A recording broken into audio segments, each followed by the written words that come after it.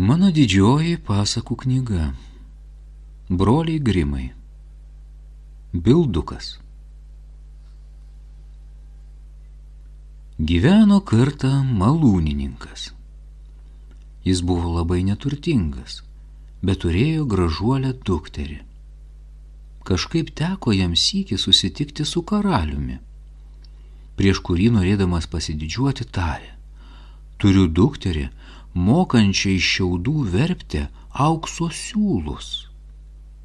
Karalius jam atsakė: tai man labai tinka. Jei tavo duktė iš tiesų tokia mikli, kaip sakai, atvesk man ją rytoj į pilį, nes aš pats noriu tuo įsitikinti.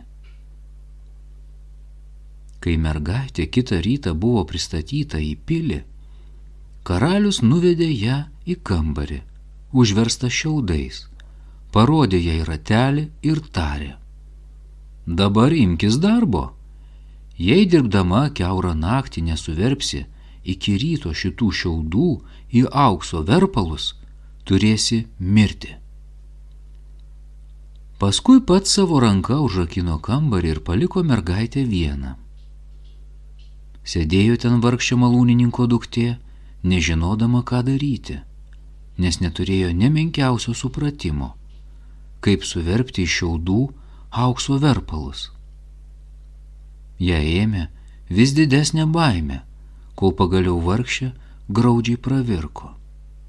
Staiga atsidarė duris ir prieš ją išdygo mažutis žmogelis. Labas vakaras, mergelė, tarė jis, ko taip gailiai raudi? Ak, atsakė malūnininko duktė, man liepia suverpti iš šiaudų aukso siūlus, o aš nežinau, nuo ko pradėti. O ką man duosi, jei aš tau padėsiu, paklausė žmogeliukas. Savo karolius, atsakė ją mergaitė.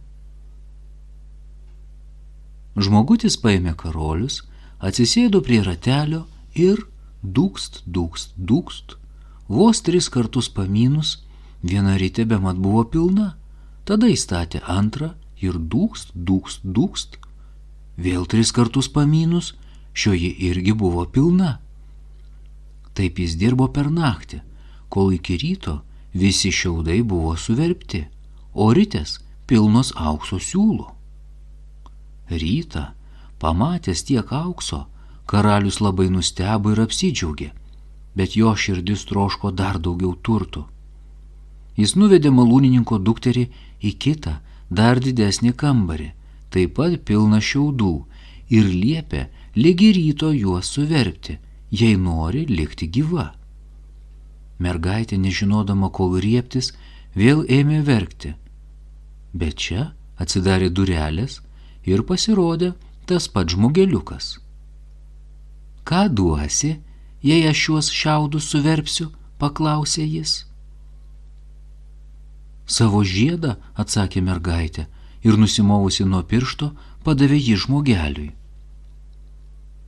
Tasai paėmė žiedą, vėl sėdo prie ratelio ir iki ryto visi šiaudai virto aukso siūlais. Išvydęs tiek aukso, karalius labai džiaugiasi, bet jo širdis troško vis daugiau. Tada jis nuvedė mergaitę į dar didesnį kambarį, prikrautą šiaudų, ir tarė: turi suverpti ir šituos ligi ryto, o jei tau pavyks, imsiu tave į žmonas. O pats sau mąstė, juk turtingesnės už ją pačios visame pasaulyje nerasiu. Kai mergaitė pasiliko kambaryje viena, įėjo mažutis žmogelis 3 kartą ir tarė: ką duosi, jei ir šį kartą už tave visus šiaudus suverpsiu? Nebeturiu daugiau nieko, ką galėčiau atiduoti, atsakė mergelė. Tai pažadėk man, jei tapsi karalienę, savo pirmąjį vaiką. Ką žino, kaip čia dar viskas susiklostys, pamanė savo malūnininko duktė, nerasdama kitos išeities iš savo bėdos, ir pažadėjo žmogeliui, ko jis prašė. Tasai ir 3 kartą pavertė šiaudus aukso siūlais. Kai rytą atėjo karalius ir rado darbą padarytą, iškėlė vestuves, kai buvo žadėjęs, ir malūnininko duktė tapo karalienė. Po metų jis susilaukė gražaus vaikelio ir jau buvo visai užmiršusi aną žmogeliuką, kai tas staiga išdygo priešais ir tarė: o dabar atiduok, ką žadėjai. Persigandusi karalienė ėmė siūlyti jam visus savo karalystės turtus, kad tik paliktų jai vaikelį, bet žmogutis neatlyžo. Ne, gyvas daiktas man mielesnis už visus pasaulio turtus. Tada karalienė ėmė taip graudžiai aimanuoti ir verkti, kad žmogelis jos pasigailėjo ir tarė: duodu tau 3 dienas. Jei per tą laiką sužinosi mano vardą, galėsi pasilikti savo vaikelį. Karalienė visą naktį nemiegojo, norėdama prisiminti visus vardus, kokius tik buvo kada girdėjusi. O rytą išsiuntė tarną pas žmones, kad sužinotų dar naujų. Atėjusiam kitą dieną žmogeliui, jie išsakė visus iš eilės vardus, kuriuos žinojo, bet tasai po kiekvieno sakė: mane šaukia kitaip. Antrą dieną ji liepė tarnams sužinoti visos apylinkės žmonių vardus ir mėgino vadinti atėjusi žmogeliuką visais įmanomais, net pačiais įmantriausiais vardais. Bet šis vis kartojo: ne, mane šaukia kitaip. Trečią dieną grįžęs tarnas papasakojo karalieniai: naujų vardų neaptikau nė vieno, bet eidamas apleistų mišku, kur retai žmogaus koja užklysta, pamačiau mažą trobelę, o prieš ją besikūrenančią ugnelę, aplink kurią ant vienos kojos šokinėjo labai juokingas žmogeliukas ir šūkavo: šiandien aš kepu, o alų virsiu ryt, ir karalienės vaikas bus mano jau poryt. Kaip gerai, jog niekas nežino, kad bilduku mane vadina.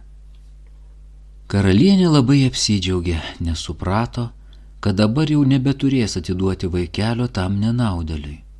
Netrukus pasirodė žmogelis, tarė: na, maloningoji karalienė, 3 dienas buvau tau davęs sužinoti, kaip mane vadina. Tad prašom pagaliau pasakyti, kuo aš vardu. Karalienė apsimetusi ėmė spėlioti: gal tu vardu Kuncas? Ne, mane šaukia kitaip. Tai gal tu esi Hainsas? Ne, mane šaukia kitaip. O gal tu būsi Bildukas?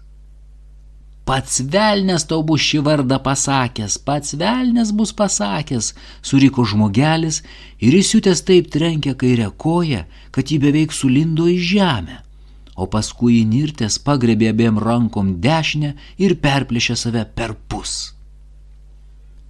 Pabaiga.